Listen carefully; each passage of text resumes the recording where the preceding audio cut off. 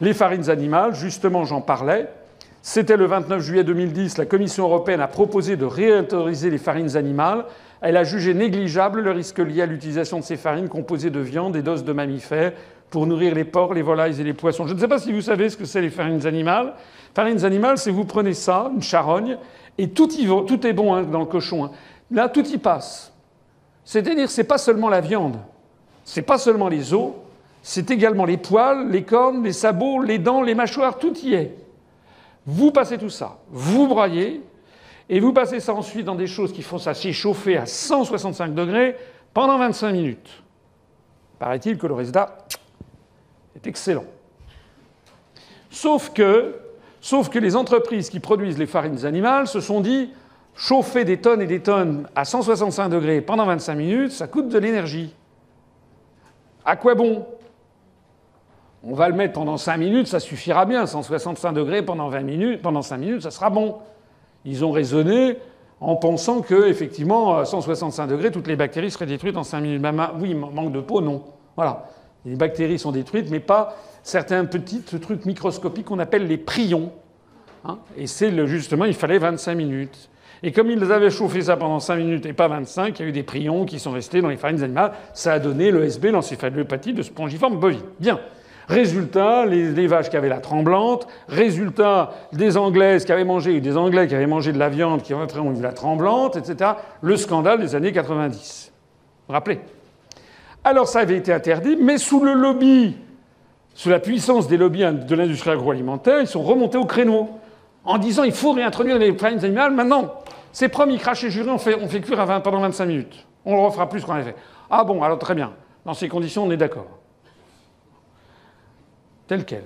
Donc, alors la Commission a dit bon, on va quand même pas donner ça aux vaches, mais en revanche, c'est excellent pour les porcs, les volailles et les poissons. Donc, si vous avez mangé chez Kentucky Fried Chicken, n'oubliez pas comment les poulets vont être nourris. Pareil si vous mangez aussi des poissons, etc. Alors, qu'est-ce qui s'est passé ? Il s'est passé que cette proposition a été transmise au Parlement européen et que le Parlement européen a approuvé la réintroduction des farines animales le 6 juillet 2011. Et que l'on voit ici les votes, pas de tous les pays, mais des principaux, enfin des premiers, par ordre alphabétique, et que c'est ça qui est très révélateur de l'arnaque européenne. On a donc eu 10 députés autrichiens qui ont voté pour, 6 qui ont voté contre. Les Belges, 8 ont voté pour, 13 ont voté contre. C'est le seul pays avec la France à avoir majoritairement voté contre la réintroduction. Mais vous avez 11 Bulgares qui ont voté pour la réintroduction des farines animales, 5 qui ont voté contre. Je ne veux pas faire injure au peuple bulgare ou aux Chypriotes, puisque 6 députés chypriotes ont voté pour et 0 ont voté contre. Mais enfin, tout le monde sait, c'est un secret de polichinelle, que les Roumains, les Bulgares, les Chypriotes, ils vendent leur vote. Si les 6 députés chypriotes ont voté pour, c'est qu'il y a eu le lobby derrière qui a dû leur filer une petite enveloppe en disant « votez pour ». Vous avez eu 19 députés tchèques qui ont voté pour et 0 qui ont voté contre. Le pays qui s'est fait remarquer, c'est la France, que vous voyez ici, la France. Il y en a eu 8 qui ont voté pour et 56 députés qui ont voté contre. Un nombre écrasant de députés français qui ont voté contre la réintroduction de cette saloperie. Il faut bien appeler dire les choses par leur nom. Et c'est dû à quoi ? C'est dû au fait que les Français, c'est quand même encore des gens qui aiment bien manger. Il nous reste encore ça.